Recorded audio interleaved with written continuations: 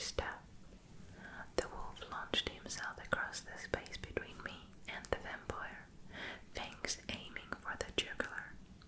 "No!" I screamed, wrenching up right out of my bed. My sudden movement caused the headphones to pull the CD player off the bedside table, and it clattered to the wooden floor.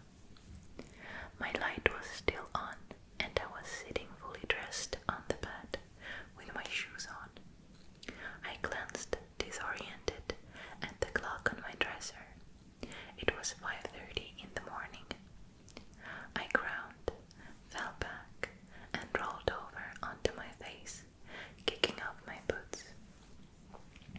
I was too uncomfortable to get anywhere near sleep, though.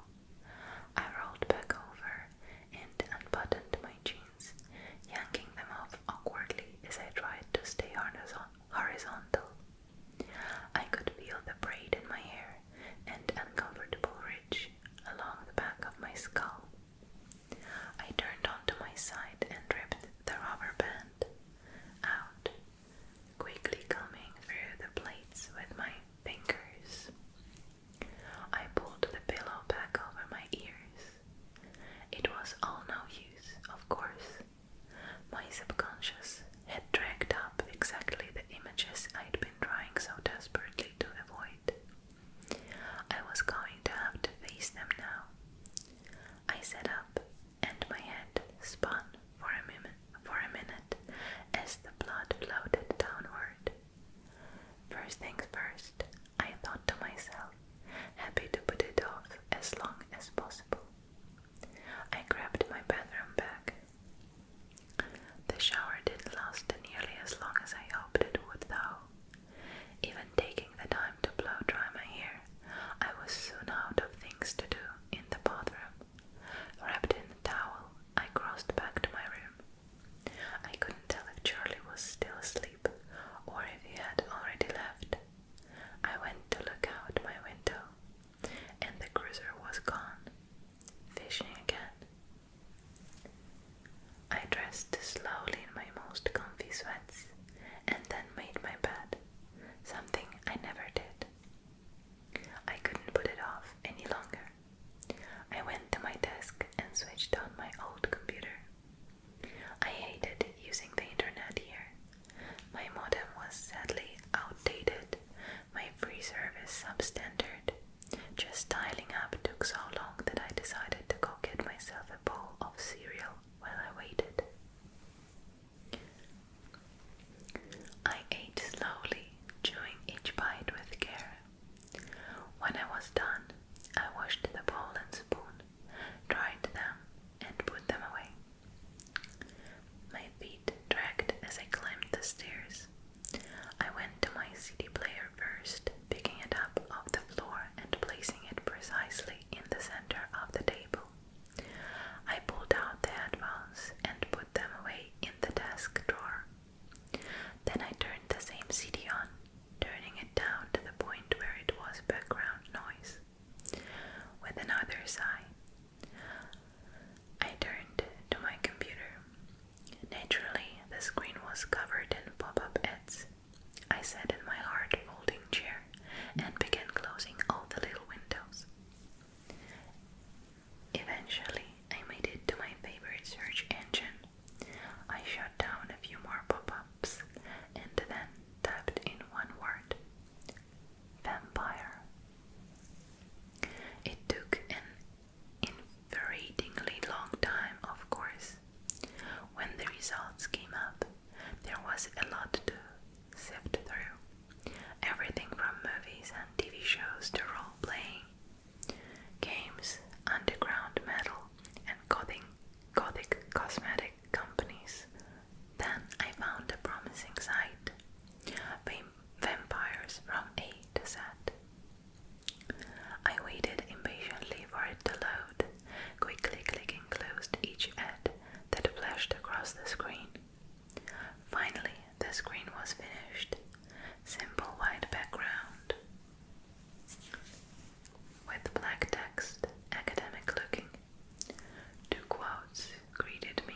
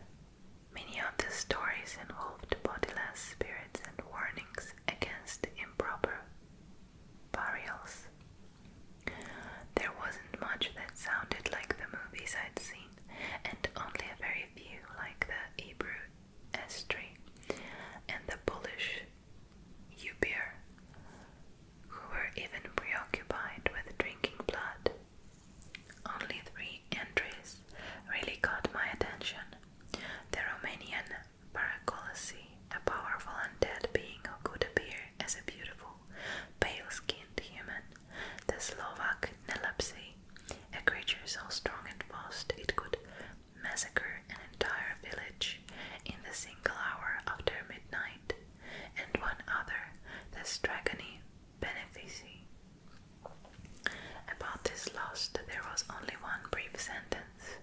Stragone Benefici, an Italian vampire said to be on the side of goodness and a mortal enemy of all evil vampires. It was a relief that one small entry, the one myth among hundreds that claimed the existence of good vampires. Overall, though, there was little that coincided with Jacob's stories or my own observations. I'd made a little catalogue in my mind as I'd read, and carefully compared it with each myth. Speed, strength, beauty, pale skin, eyes that shift color, and then Jacob's criteria: blood drinkers, enemies of the werewolf, cold-skinned, and immortal. There were very few myths that matched even one factor, and then another problem, one that I'd remembered from the small number of scary movies that I'd seen and was backed up by today's reading. Vampires couldn't come out in the daytime. The sun would burn them to a cinder. They slept in coffins all day and came out only at night. Aggravated, I snapped off the computer's main power switch, not waiting to shut things down properly. Through my irritation, I felt overwhelming embarrassment. It was all so stupid. I was sitting in my room researching vampires. What was wrong with me?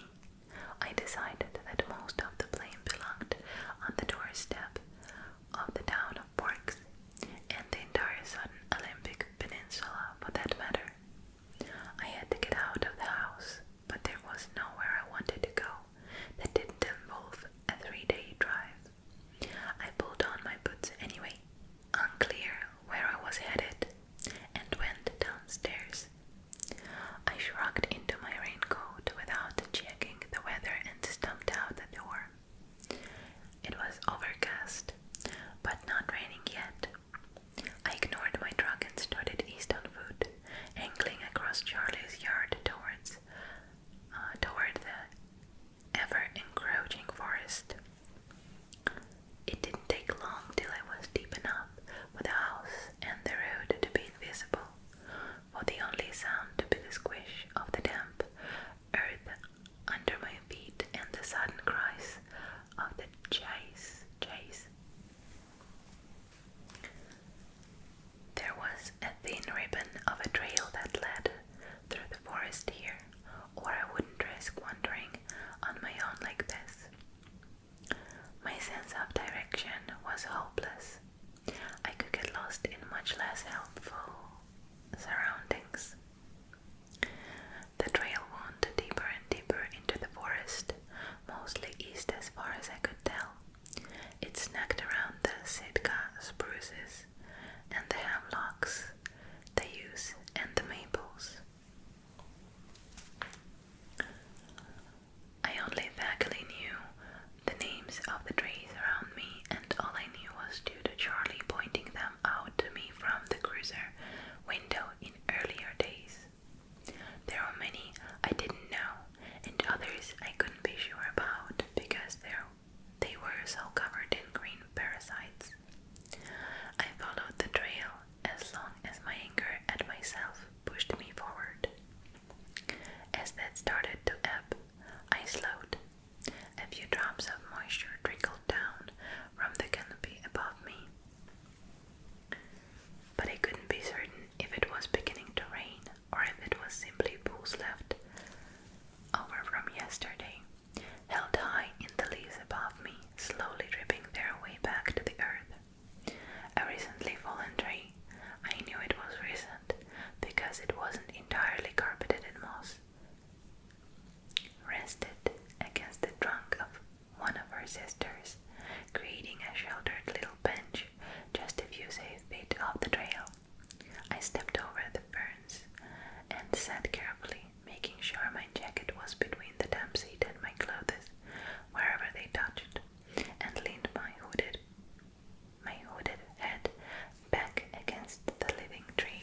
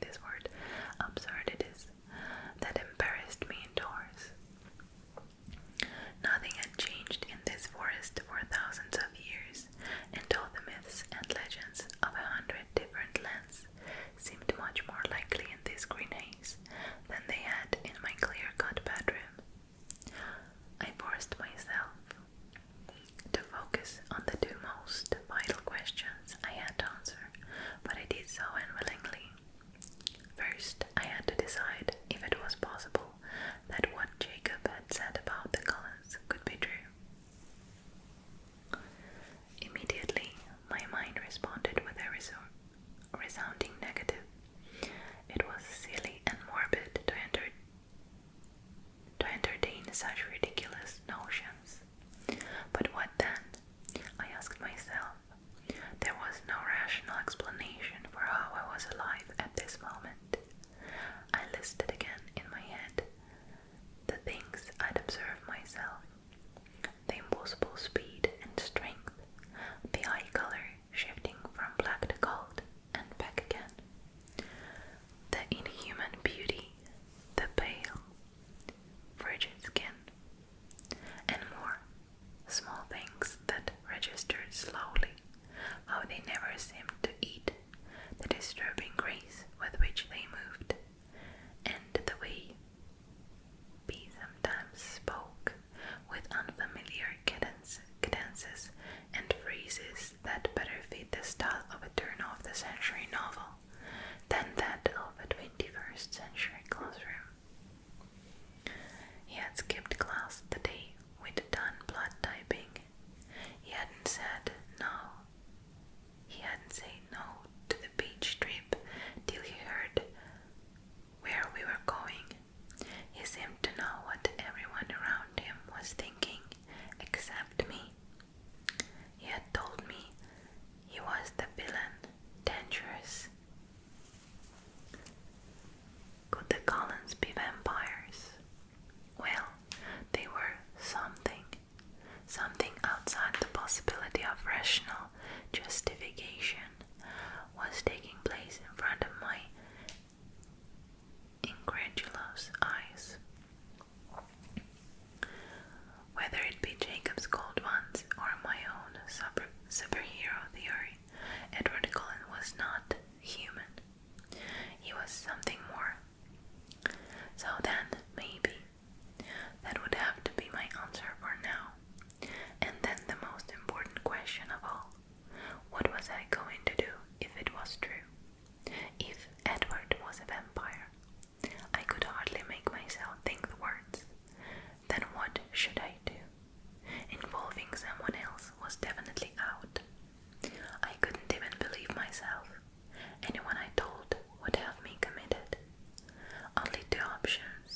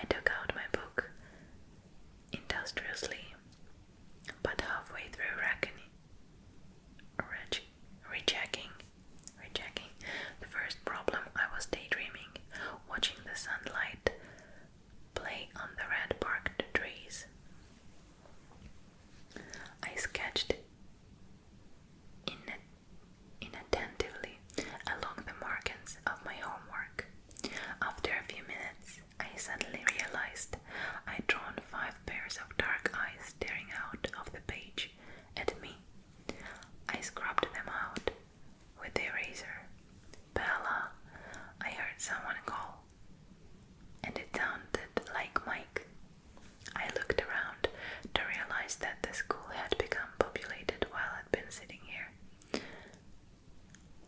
Absent-minded.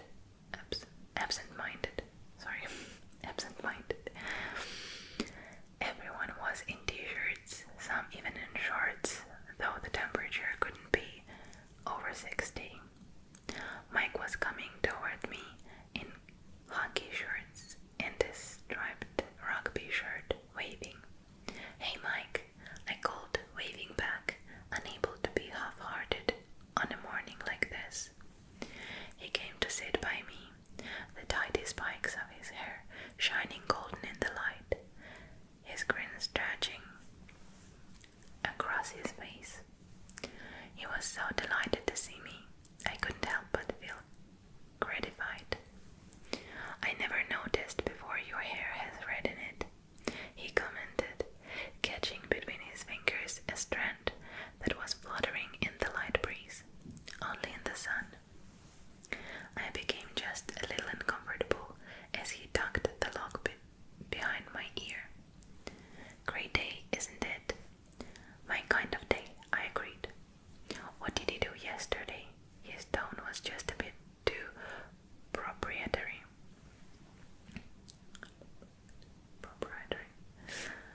"I mostly worked on my essay." I didn't add that I was finished with it. No need to sound smug. He hit his forehead with the heel of his hand. "Oh yeah, that's due Thursday, right?" Wednesday, I think. Wednesday. He frowned. "That's not good. What are you writing yours on?" Whether Shakespeare's treatment of the female characters is misogynistic, he started at me. He stared at me like I'd just spoken in big Latin. "I guess I'll have to get to work on that tonight," he said, deflated. "I was going to ask if you wanted to go out." Oh, I was taken off guard. Why couldn't I ever have a pleasant conversation with Mike anymore without it getting awkward? "Well, we could go to dinner or something.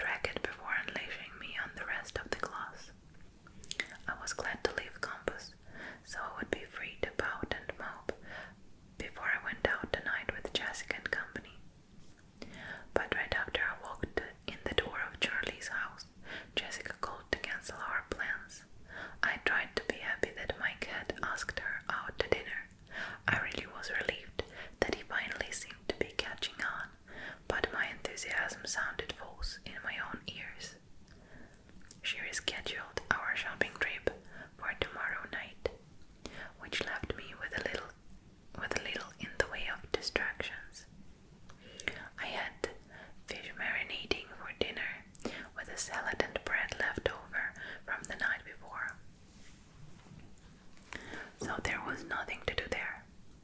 I spent a focused half hour on homework, but then I was through with that too. I checked my email, reading the backlog of letters from my mother, getting snippier as they progressed to the present.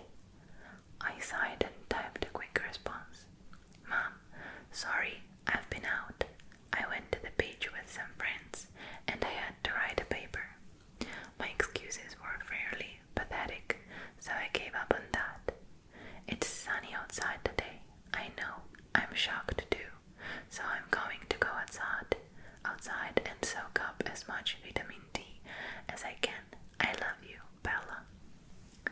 I decided to kill an hour with non-school related reading. I had a small collection of books that came with me to Forks, the shabbiest volume being a compilation of the works of Jane Austen. I selected that one and headed to the backyard, grabbing a ragged old kilt from the linen cupboard at the top of the stairs on my way down.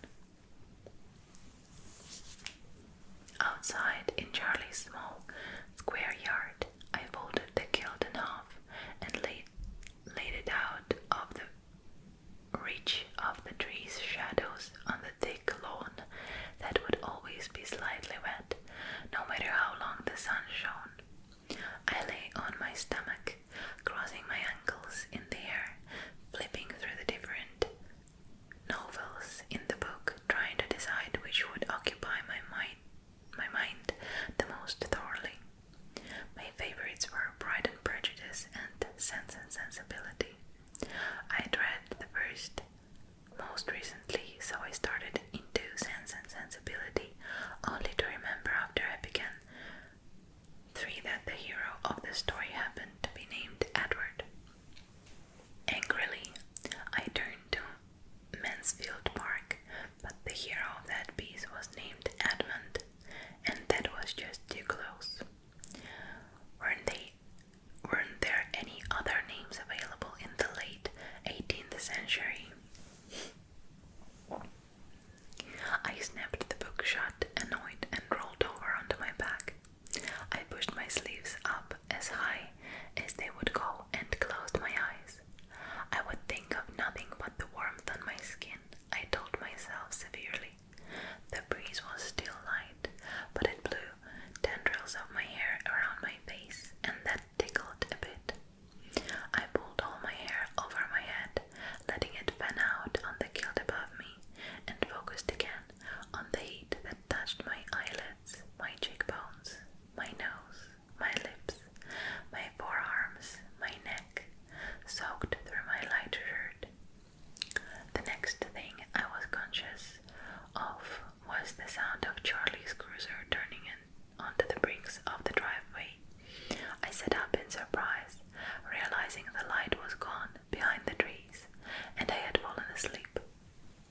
I looked around, muddled, with the sudden feeling that I wasn't alone.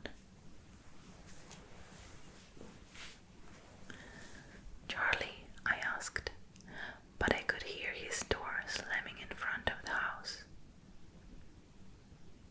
I jumped up, foolishly edgy, gathering the now damp kilt and my book. I ran inside to get some oil heating on the stove, realizing that dinner would be late. Charlie was hanging up his gun belt and stepping out of his boots when I came in. Sorry, Dad, dinner's not ready yet. I fell asleep outside. I stifled a yawn.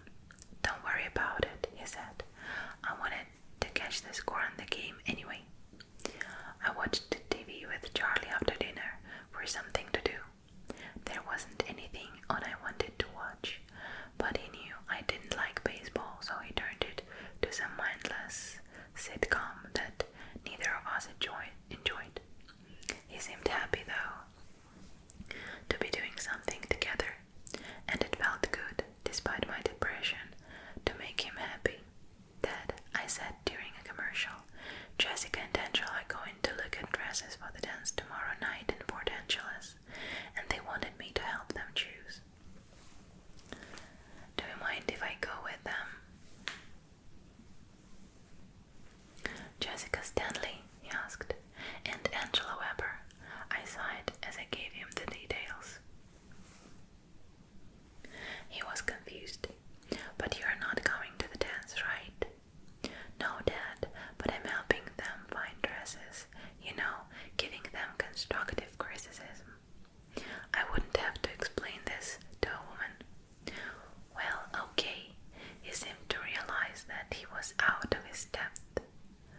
with the girly stuff. It's a school night though. We'll leave right after school so we can get back early. You'll be okay for dinner, right? Bells, I fed myself for 17 years before you got here, he reminded me. I don't know how you survived, I muttered, then added more clearly. I'll leave some things for cold cut sandwiches in the fridge, okay? Right on top. It was sunny again in the morning. I awakened with renewed hope that I grimly tried to suppress. I dressed for the warmer weather in a deep blue V-neck blouse, something I would worn in the dead of winter in Phoenix. I had planned my arrival at school so that I barely had time to make it to class. With a sinking heart, I circled the full lot looking for a space, while also searching for the silver Volvo that was clearly not there. I parked in the last row and hurried to English, arriving breathless, but subdued before the final bell. It was the same as yesterday. I just couldn't keep like spurs of hope from budding in my mind, only to have them squashed painfully as I searched the lunchroom in vain and sat